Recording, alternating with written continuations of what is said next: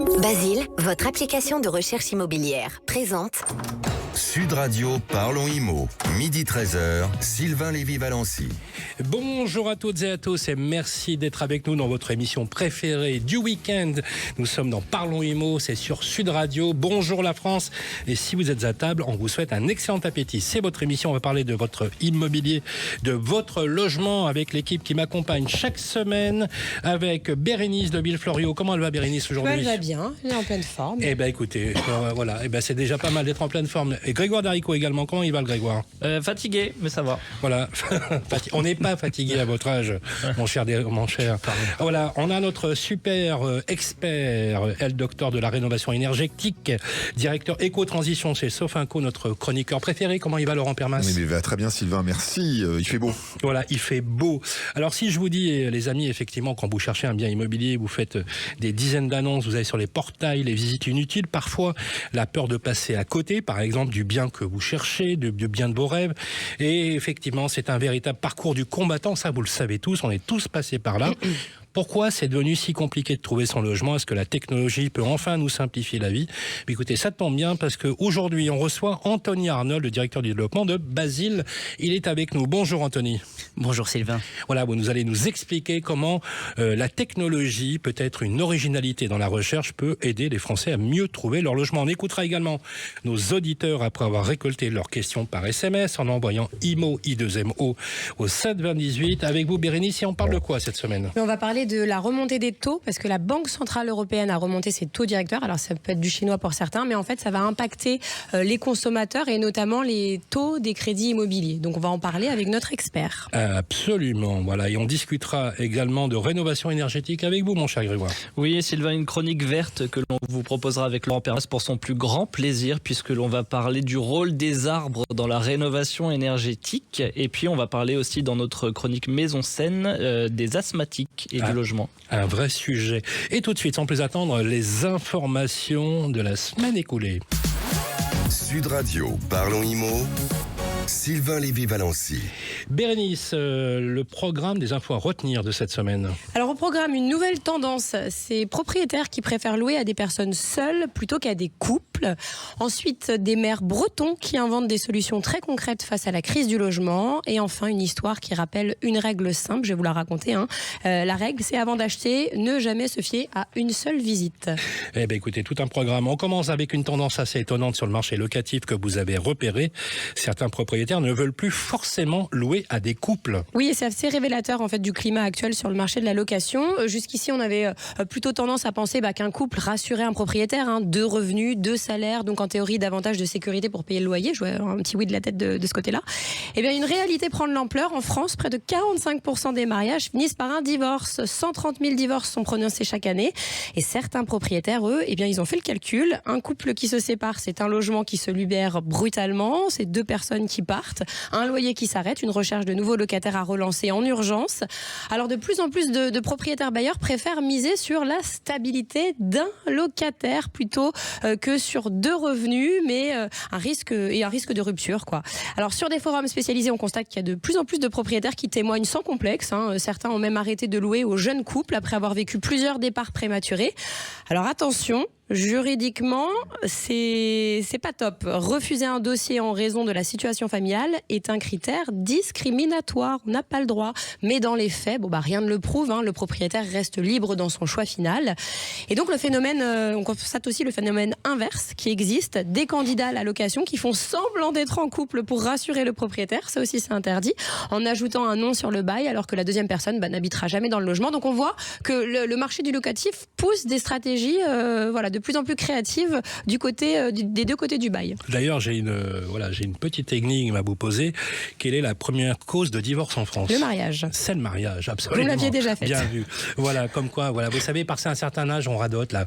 On est redondant. Alors, on part en Bretagne, où des maires tentent de trouver des solutions très concrètes pour loger les actifs et les familles. Oui, et là, c'est vrai qu'on en parle beaucoup de ces crises du logement dans notre émission. Là, c'est plus seulement un sujet de grande ville, on le voit. Dans le Morbihan, plusieurs communes cherchent des solutions pour éviter de devenir des villages magnifiques, mais vide une grande partie de l'année. Alors, premier exemple, c'est à Locmariaquer. C'est une commune littorale française d'environ 1600 habitants, où 6 logements sur 10 sont des résidences secondaires. Donc, hors saison, qu'est-ce que ça donne ? Eh bien, l'activité ralentit. Par exemple, une boulangerie a fermé, la supérette a dû fermer 2 mois cet hiver, et même l'école est menacée de perdre une classe. Donc, le maire, il s'est dit, on va agir de façon urgente. Il a eu recours à un dispositif pas très connu du grand public, ça s'appelle le BRS, le bail réel solidaire. Le principe, c'est le ménage achète le logement mais pas le terrain. Le terrain reste détenu par la collectivité ou un organisme foncier. Résultat, eh bien, le prix d'achat baisse fortement. Par exemple, une maison qui se vend 240 000 €, eh bien, elle est 40% en dessous du prix du marché, donc ça vaut le coup. Et ça change tout pour une famille donc, qui travaille sur place. Ça permet de rester dans la commune, de scolariser ses enfants sur place et de faire vivre les commerces et les services. Et deuxième exemple rapidement, à Grandchamp, toujours dans le Morbihan, là, le maire a imaginé un village de tiny house. Alors je vous en avais déjà parlé, c'est des petites maisons compactes d'une quinzaine de mètres carrés installées sur le terrain d'un ancien camping là à Grandchamp, et donc certaines de ces maisons sont proposées en logement social. La mairie loue aussi les emplacements à 150 € par mois à des personnes qui possèdent leur propre tiny house, et là la demande est énorme. Le maire dit qu'il a reçu entre 150 et 180 demandes. Donc on voit, c'est pas évident pour les communes, et on voit que certaines communes elles essayent de résister à cette crise du logement, d'apporter des solutions. Donc faut reconnaître que ces maires ils sont vraiment près de leurs habitants. Alors, et pour terminer, une histoire un peu plus légère mais très utile pour ceux qui veulent acheter un appartement. Oui, rapidement, c'est l'histoire de Juan. Alors Juan, il a 30 ans, il est cadre, et fin 2024 il hérite de 114 000 € de son grand-père, donc il décide d'en faire un apport immobilier. Il visite deux pièces de 35 mètres carrés, donc là il a un coup de cœur, c'est à Paris, prix affiché 460 000 €, c'est cher mais bon, c'est Paris. Il signe, il propose 452 000, et là c'est accepté tout de suite. Donc c'est vraiment un coup de cœur, cet appartement, lumineux, traversant comme il veut. Et donc il emménage, et là, ça sent pas bon. Ça sent une espèce de cuisine thaïlandaise, et très très fort. Donc le midi et le soir, à tel point que ses rideaux sentent le thaï, ses vêtements sentent le thaï, ses collègues lui disent mais tu sens la nourriture thaï au travail. Et en fait, au rez-de-chaussée, il y a un restaurant thaï avec le conduit d'aération qui donne directement sur la cour de l'immeuble. Et en fait, Juan n'avait rien vu lors de ses deux visites parce qu'il avait visité en plein milieu de l'après-midi. Donc la leçon, c'est quoi ? Visiter à des horaires différentes, par exemple le matin, le soir, et pas que dans l'après-midi. Et bon, pour la petite histoire, Juan, il est en cours de négociation avec la copropriété pour déplacer le conduit. On espère que ça devrait aboutir, et sinon il va revendre. Merci Bérénice. Et tout de suite, sans plus attendre, on va attaquer le chantier du siècle. Avec Sofinco, baissez votre consommation d'énergie en lançant vos travaux d'éco-rénovation. Sofinco présente Sud Radio, parlons éco-rénovation. Grégoire Darico, Laurent Permas. Et oui, cette semaine, une question un peu originale, parce que quand on parle rénovation énergétique, on pense isolation, chauffage, fenêtres, pompe à chaleur, mais rarement aux arbres. Pourtant, Laurent Permas, il pourrait être de bien précieux alliés pour notre confort et nos économies d'énergie. Eh bien oui, on va changer de parler de la pompe à chaleur, et justement avec les fortes chaleurs que nous connaissons déjà, on l'a vu ces quelques dernières semaines, eh bien c'est un sujet de plus en plus important. Avant de parler de climatisation et de travaux couteaux, il existe parfois une solution très simple, c'est l'ombre. Ouais, Laurent, soyons concrets. Un arbre peut-il réellement changer quelque chose à la température d'une maison ? Bon, alors on enfonce aussi là une porte ouverte, oui, et même parfois de façon spectaculaire en fait. Un arbre bien placé devant une façade exposée au sud, donc faut bien voir avec la boussole, ou à l'ouest, peut limiter fortement l'ensoleillement direct pendant les heures les plus chaudes. Le résultat est très concret, on va avoir moins de chaleur qui pénètre dans le logement, moins de surchauffe intérieure, et puis moins besoin de climatiser si jamais on a une pompe à chaleur. Alors certaines études montrent que la température ressentie à proximité d'un arbre peut être inférieure de plusieurs degrés à celle d'une zone entièrement minérale. C'est parfait pour prendre l'apéritif. Ouais, c'est la petite tonnelle qui va bien. Et Laurent, finalement, c'est pas seulement la température extérieure qui pose problème. Oui, lorsqu'il fait 32 degrés dehors, c'est pas forcément très agréable, mais lorsque le soleil tape directement sur une baie vitrée, je vais y arriver ce samedi, ou une façade toute l'après-midi, c'est là que le logement se transforme en four. Les arbres, ils jouent un rôle tout simplement de parasol naturel, même plus intéressant que le parasol naturel. Et puis les avantages, c'est qu'ils agissent avant même que la chaleur n'entre dans le logement.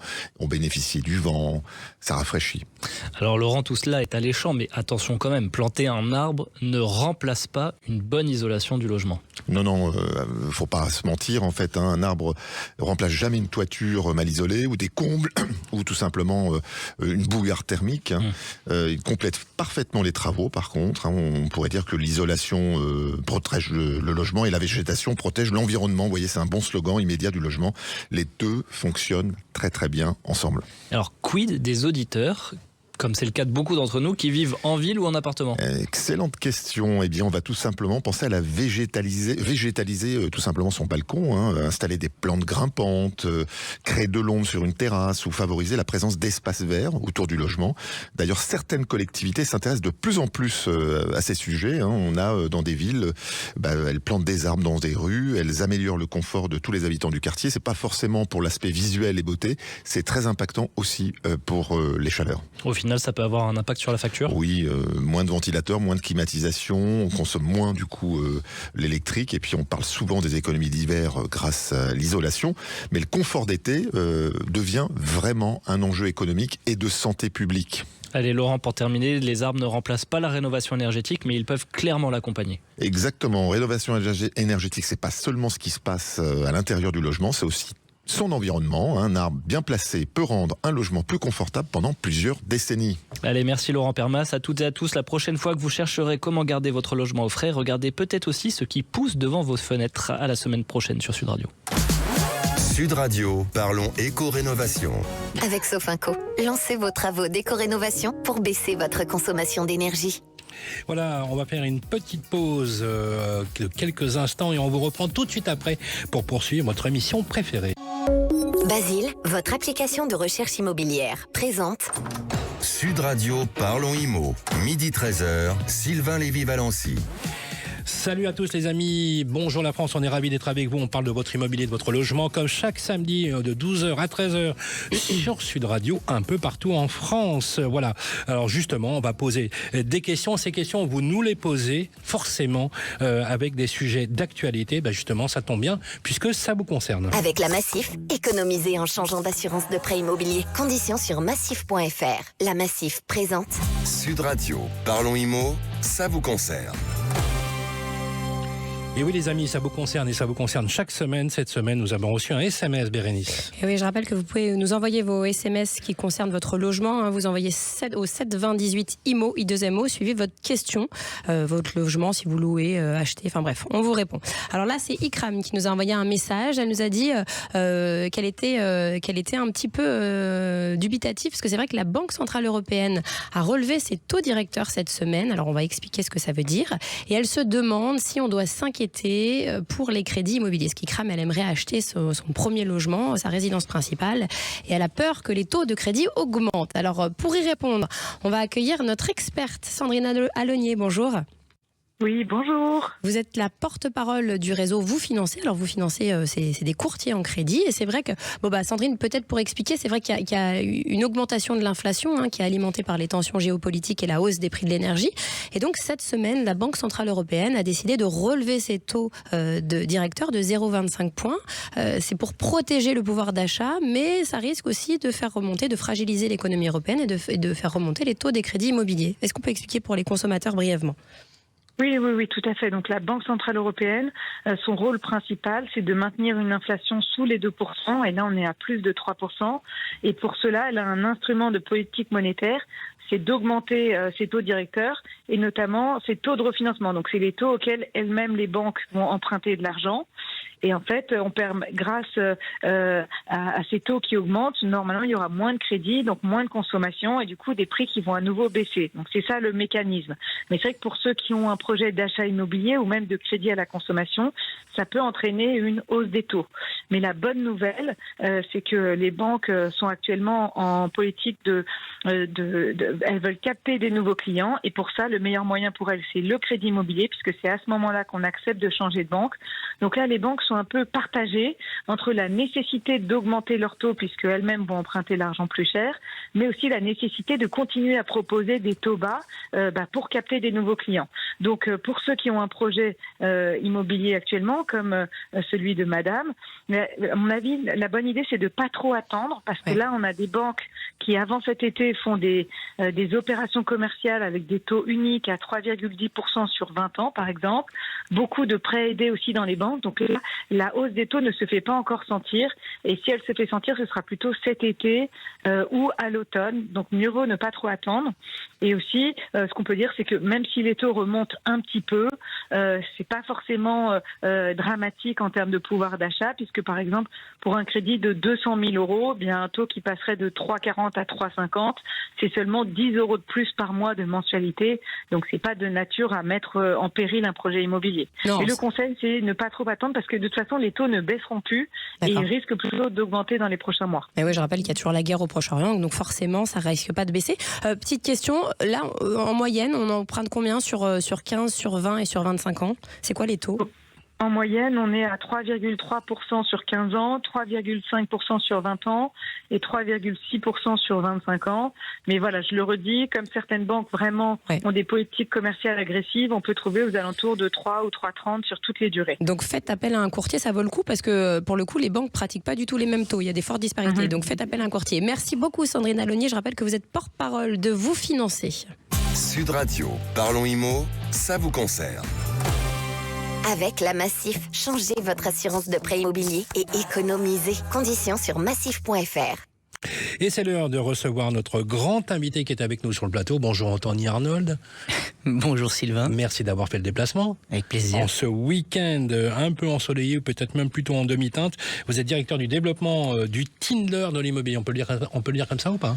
Vous pouvez le dire comme ça. Voilà, c'est important. Alors là, pour le coup, effectivement, ce qu'on va chercher, c'est plutôt un bien immobilier. Donc Basile, c'est pas la bande à Basile, c'est Basile. Parlons justement de cette expérience. Chercher un logement, ça donne parfois l'impression justement d'avoir un deuxième travail. Enfin, c'est presque à plein temps. Si on y ajoute le stress pour trouver une location ou son projet immobilier, c'est vraiment une galère. En quoi vous justement vous aidez les Français à mieux trouver leur logement? Justement, en répondant à ces problèmes, comme vous l'avez dit, c'est toujours compliqué, c'est fastidieux. Ça prend du temps et justement l'idée de départ de Basile, justement c'était de répondre à ces questions. C'est-à-dire comment est-ce qu'on fait aujourd'hui pour rendre ça plus ludique, plus simple, plus fluide. Donc effectivement on a mis en place différents outils comme un algorithme, de l'intelligence artificielle et un machine learning pour aider à la décision à tous les porteurs de projets. Donc ça veut dire que quand j'arrive sur Basile par exemple, je fais quelques requêtes dans ce que je veux. Et l'IA ou la machine mémorise mes préférences et va me proposer un peu comme sur Tinder selon mes goûts, quoi. C'est à peu près ça. C'est beaucoup. Est-ce que je soit pas à gauche, soit pas à droite, pareil ou... C'est exactement le cas. Après, c'est en fonction effectivement des besoins et des envies de chacun. L'exemple que j'aime donner, c'est que si on était, on est plusieurs autour de la table et qu'on cherchait tous un 100 mètres carrés de 4 pièces, effectivement, on a différentes affinités. Même si on cherchait au même endroit la même surface, en fait, on aurait une recommandation en fonction de nos affinités. Donc effectivement, on rentre les critères de base, on va dire somme toute classique, 100 mètres carrés de 4 pièces. Par contre, par exemple, vous Sylvain, vous aimez la verdure et que moi j'aime quand c'est plus, on va dire... un peu plus on va dire plus simple et plus strict on va dire, et en fait on aura un 100 mètres carrés de 4 pièces mais avec nos différentes affinités personnelles, et en fait c'est là où on va faire gagner du temps au lieu de simplement d'être dans la diffusion pure et simple, classique, voilà. De vous montrer un maximum d'annonces qui correspondent aux critères de 100 mètres carrés de 4 pièces, effectivement on va vous présenter ce qui vous correspond à vous, et quand on est tous pareils, quand on recherche quelque chose, on veut quelque chose qui nous parle à nous. Bien sûr.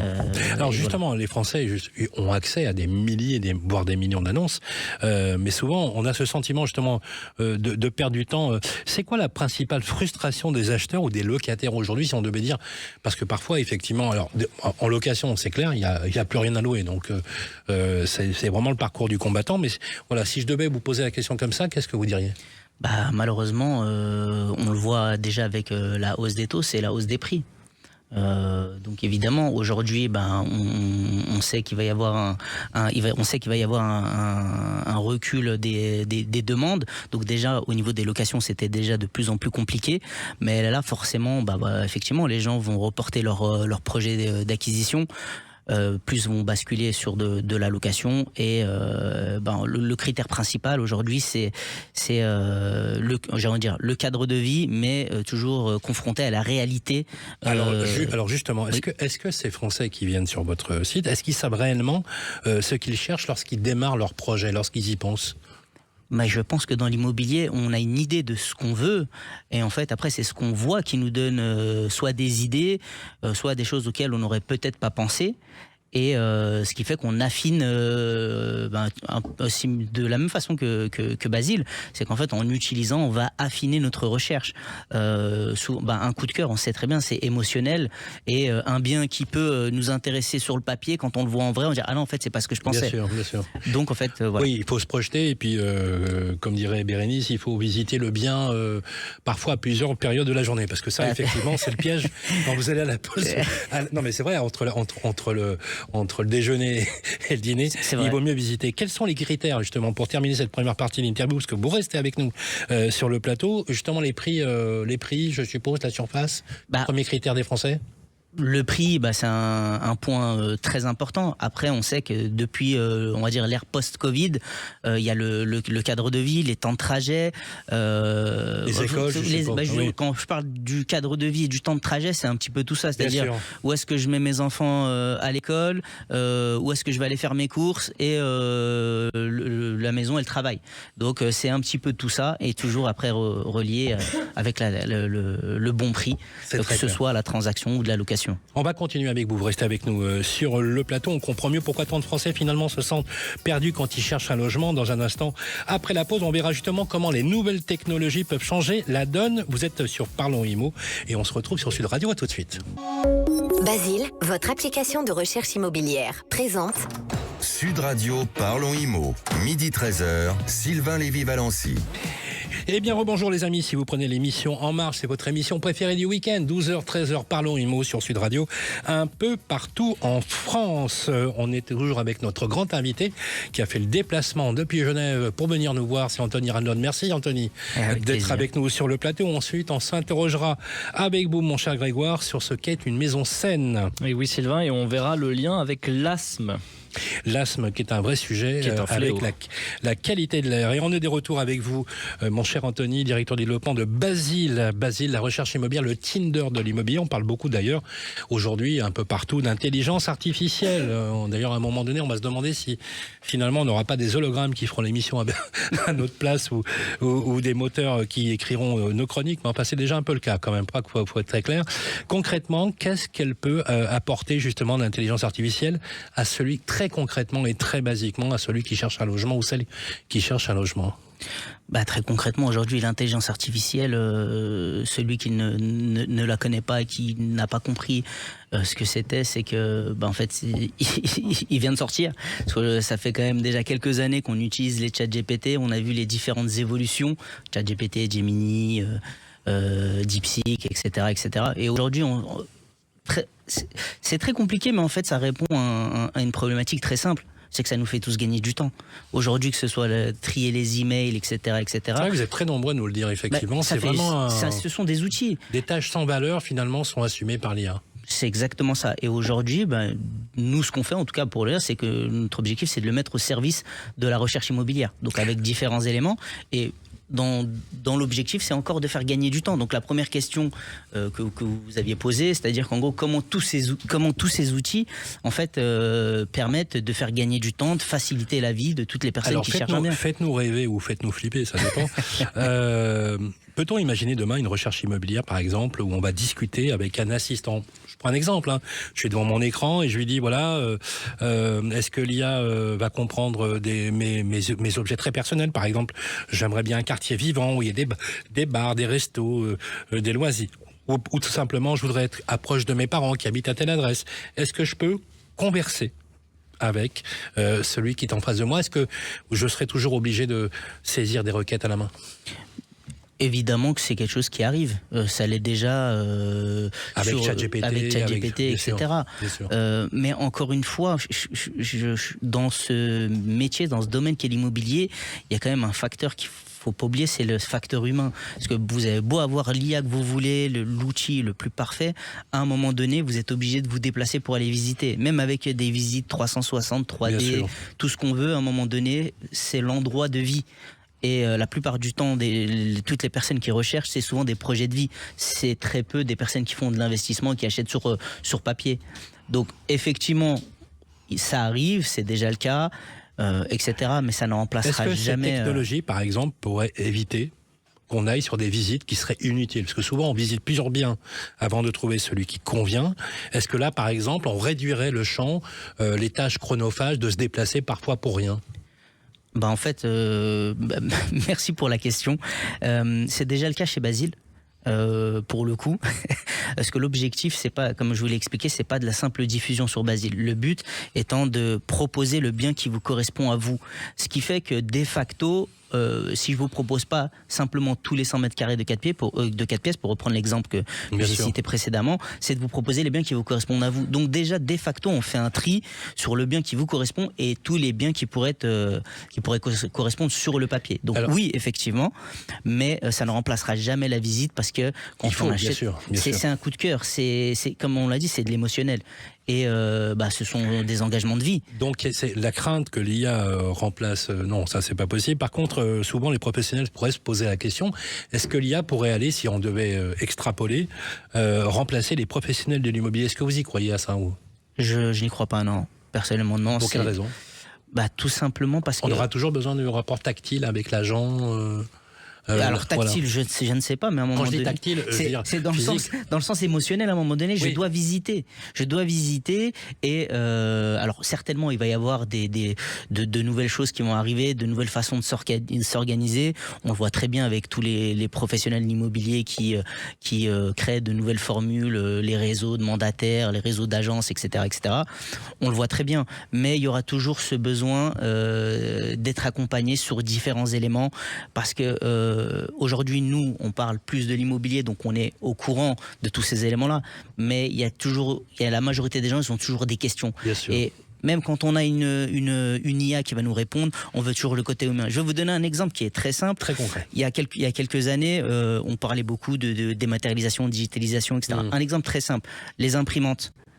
On a dit oui, les mails, etc. Ça a supprimé le papier. Est-ce que le papier a été supprimé? Est-ce que les imprimantes ont été supprimées?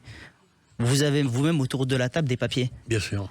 Donc en fait, oui, ça va réduire, ça va s'organiser de différentes façons, mais l'humain sera toujours au centre de l'immobilier. Très rapidement, Anthony Arnold, dans 5 ans, comment on cherchera un logement selon vous?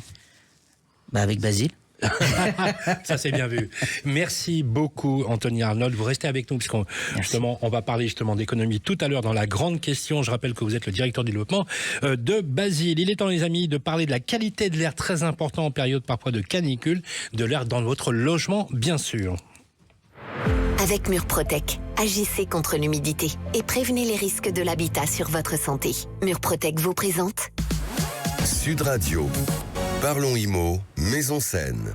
Eh bien, Grégoire, cette semaine, une question importante qui mérite d'être posée est si notre logement jouait lui aussi, par exemple, un rôle dans l'apparition de l'aggravation des symptômes liés à l'asthme. On a l'impression que ça se développe de plus en plus. Ben oui, Sylvain. Aujourd'hui, nous allons parler d'une maladie qui touche des millions de Français, l'asthme. Alors, on pense souvent au pollen, à la pollution extérieure ou aux allergies saisonnières pour l'asthme. Mais lorsqu'on parle d'asthme, on oublie souvent que nous passons l'essentiel de notre temps à l'intérieur de nos logements et que l'environnement intérieur, il peut avoir un impact très important sur notre confort respiratoire. Surtout qu'en France, l'asthme donc touche 4 millions de personnes, dont de nombreux enfants. Ouais, c'est un vrai sujet. Alors justement, c'est quoi les principaux ennemis d'un asthmatique dans un logement? Alors le premier, Sylvain, c'est souvent l'humidité parce qu'elle favorise le développement de 2 éléments particulièrement problématiques. D'abord les moisissures et puis bien sûr les acariens. Ces 2 facteurs sont connus pour être des déclencheurs ou des aggravants de crises d'asthme chez les personnes sensibles. Alors, on imagine souvent d'ailleurs qu'il faut voir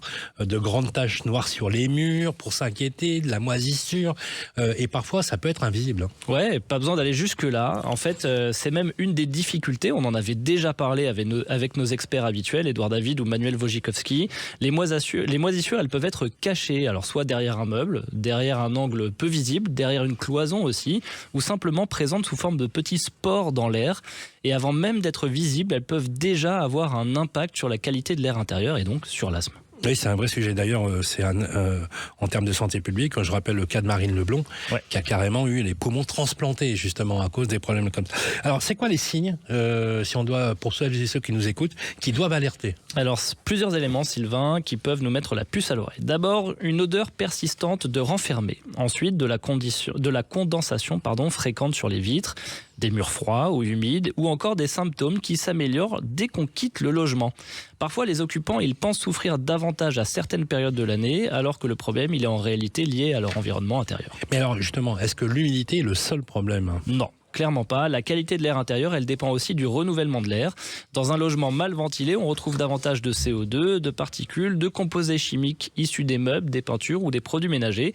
Et tout ça, en fait, peut contribuer à irriter les voies respiratoires. Oui, je comprends beaucoup mieux. Ce que vous dites, en fait, c'est qu'une maison qui semble propre, saine, par exemple, ne l'est pas forcément synonyme que l'air qui circule à l'intérieur soit forcément sain. C'est exactement ça. On peut avoir un logement très propre visuellement et pourtant respirer un air de mauvaise qualité. L'air intérieur, il est invisible et c'est précisément ce qui le rend difficile à évaluer sans être attentif à ces signes qu'on a mentionnés. Oui, et d'ailleurs, il existe des centrales de traitement de l'air qui permettent de mesurer la qualité de l'air intérieur. Justement, on va être concret. C'est quoi, Grégoire, les premiers gestes qu'il faudrait mettre en place? Alors, quelques réflexes qui peuvent faire une grande différence. D'abord, aérer quotidiennement, on en avait déjà parlé. Vérifier que les systèmes de ventilation, ils fonctionnent aussi correctement, surtout ne pas les boucher. Éviter l'excès d'humidité dans les pièces, surveiller les signes de condensation. Et puis, ne pas ignorer les odeurs inhabituelles. Lorsqu'un problème d'humidité s'installe, il faut surtout chercher à comprendre son origine plutôt que de simplement masquer les symptômes. On évite les sprays, surtout pour masquer. Oui, justement, c'est ce qu'on croit, c'est plutôt un cache-misère qu'autre chose. Finalement, on peut dire qu'une maison saine, ça participe à une meilleure qualité de vie, surtout pour les personnes asthmatiques. Exactement, on guérit pas l'asthme en changeant de logement, mais un environnement intérieur sain permet souvent de réduire les facteurs aggravants et d'améliorer considérablement le confort au quotidien. Respirer un air de meilleure qualité, c'est en fait déjà un vrai bénéfice. Alors, allez, rapidement, un mot de conclusion. Lorsqu'on souffre d'asthme, on pense naturellement au traitement ou aux allergies extérieures, mais il faut surtout pas oublier que l'on respire aussi chez soi plusieurs heures par jour et souvent toute la nuit. Prendre soin de son logement, c'est aussi prendre soin de sa respiration. Et à vous qui nous écoutez, prenez soin de votre air intérieur. En cas de doute, allez tout de suite sur maison-saine.fr. Et nous, on se retrouve très bientôt pour une nouvelle chronique Maison Saine ici sur Sud Radio. Sud Radio. Parlons IMO, Maison Saine. Avec Murprotec, agissez contre l'humidité et prévenez les risques de l'habitat sur votre santé. Voilà, de retour sur le plateau, les amis. On fait une petite pause. On se retrouve juste après pour la dernière partie de notre émission. On parlera du viager cette semaine et bien sûr, on posera la grande question, une question que l'on pose chaque semaine. C'est une parole qui circule librement sur un fait d'actualité. À tout de suite.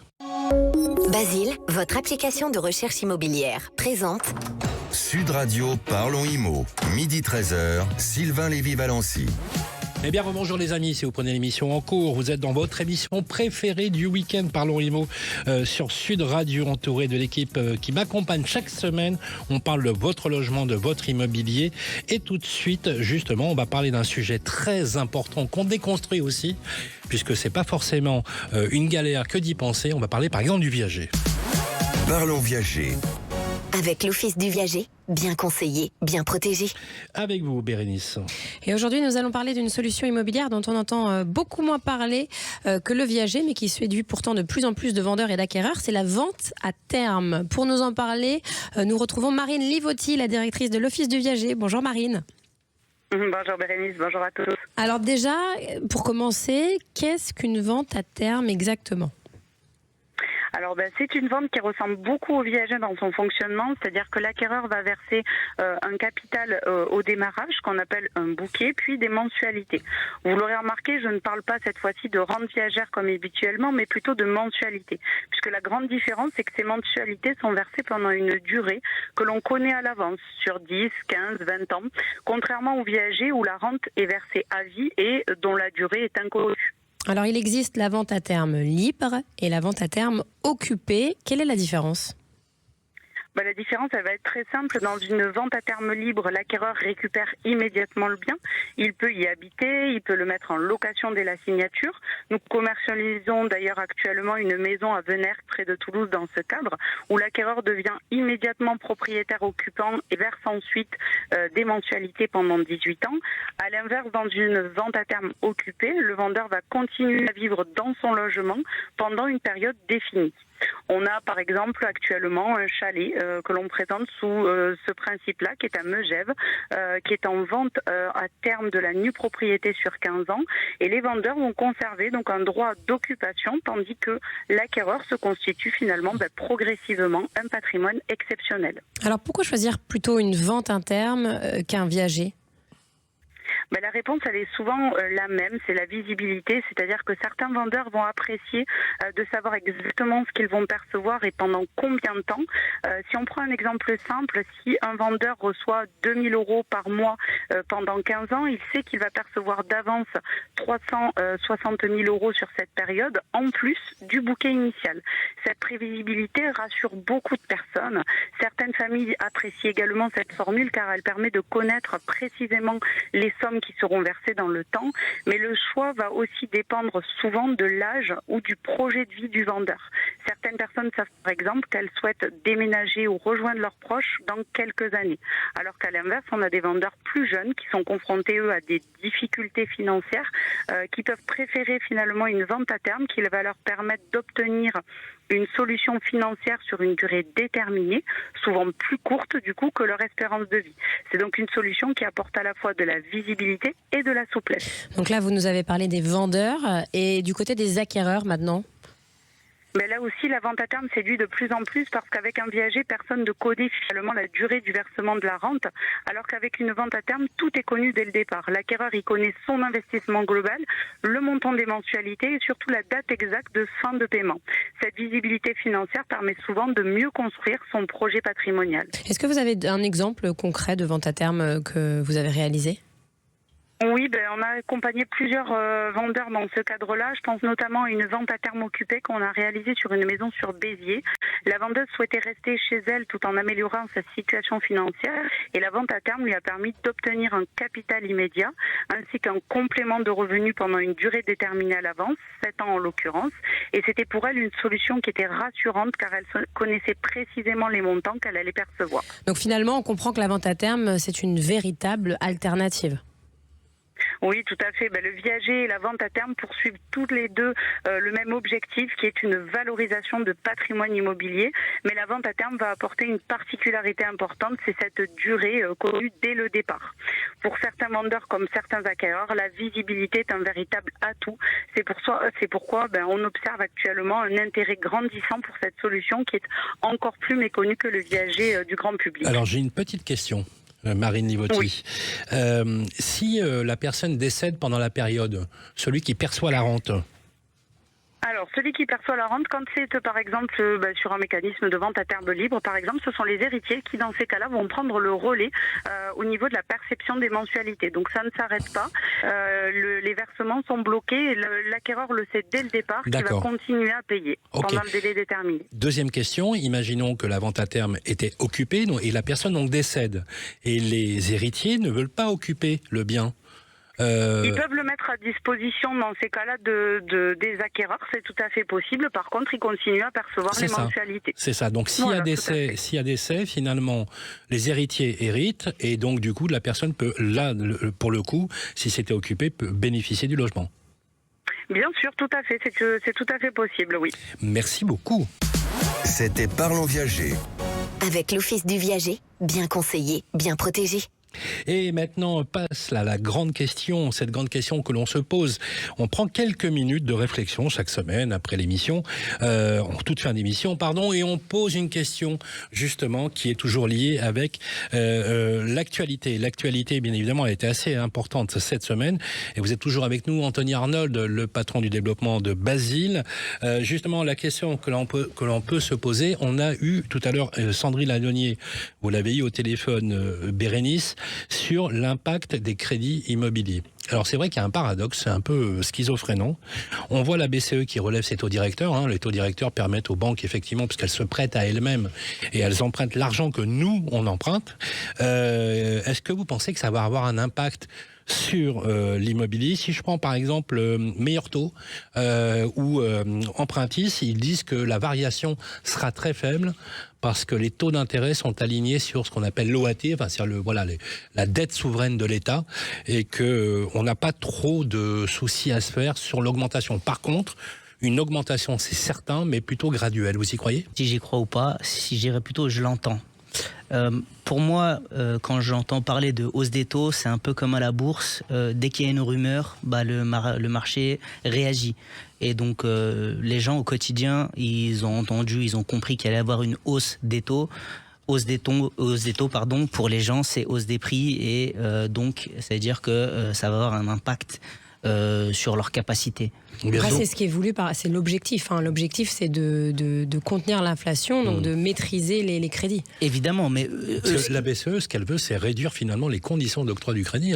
Bien sûr, j'entends. Mais pour toute personne qui souhaite réaliser un projet, la plupart du temps, ce qui se passe en général, c'est que ils vont dire, on va attendre, on va regarder, même si effectivement on est sur une vague de hausse. Ouais. Et c'est petit, c'est ce que nous disait Sandrine Allonnier, c'est léger. Bon, ça c'est 10 € pour l'instant par mois, sur un crédit de 200 000 €. Ça représente quel pourcentage en moyenne? Là, c'est 0,25 ans. Alors, pour la Banque Centrale Européenne, donc la BCE, elle a relevé ses 3 taux directeurs. Et il y en a un, c'est le taux de prêt marginal, c'est le taux auquel les banques empruntent. Donc, les banques n'ont pas d'argent, elles empruntent l'argent. Enfin, elles empruntent la plupart de l'argent qu'on leur demande. Et donc, là, les banques, forcément, si les banques empruntent plus cher, elles vont augmenter. Après, c'est ce que disait Sandrine, il faut quand même faire le tour des banques parce qu'il y a des banques qui sont plus solides que d'autres et qui vont pouvoir ne pas augmenter leur taux tout de suite.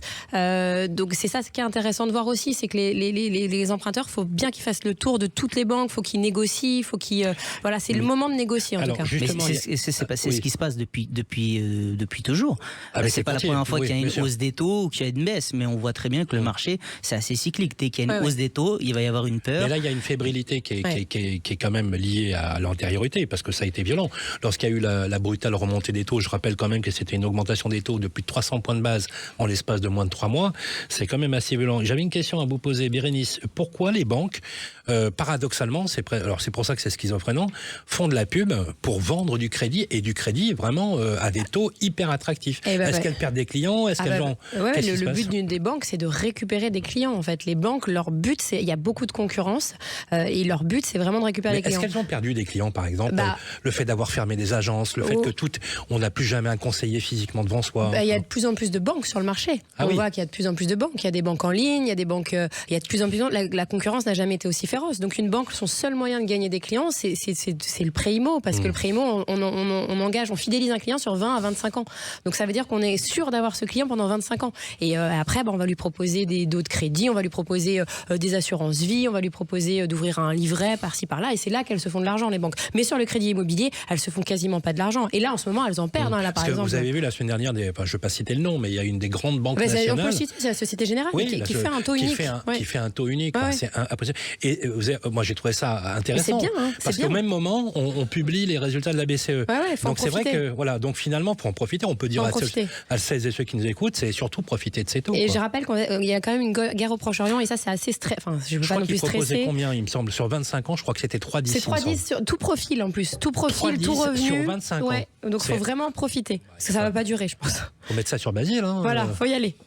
En tout cas, les biens sont disponibles et tout à chacun peut venir chercher le bien qui lui fait rêver. Non, mais ce qui démontre une chose, parce que c'était pas le cas il y a 2 ans, quand les banques ont resserré le houblon, elles n'avaient pas du tout cette politique. Parce que l'inflation a explosé il y a 3 ans. Cette politique d'acquisition, donc on va dire prudence. Oui. Alors prudence sur la remontée des taux, bien sûr, ça va remonter. On n'est plus sur un cycle baissier, on serait plutôt sur un cycle haussier, mais relativement bien maîtrisé, heureusement, pour les professionnels de l'immobilier comme les clients. Voilà, c'est bien la fin de notre émission préférée du week-end, Parlons Immo, sur Sud Radio. Je rappelle que vous pouvez réécouter cette émission sur YouTube, bien évidemment, et sur l'application de Sud Radio, et également sur Radio Immo la semaine prochaine à midi, tous les mardis à midi, on retransmet cette émission. Vous pouvez liker, commenter, bien évidemment, avec beaucoup de bienveillance, et surtout nous écrire au 7 20 18, poser toutes vos questions, puisqu'on vous y répond chaque semaine. Voilà, prenez soin de vous, et on se retrouve la semaine prochaine sur Sud Radio. Sud Radio, Parlons Immo, Sylvain Lévy-Valency. Avec Basile, votre application de recherche immobilière.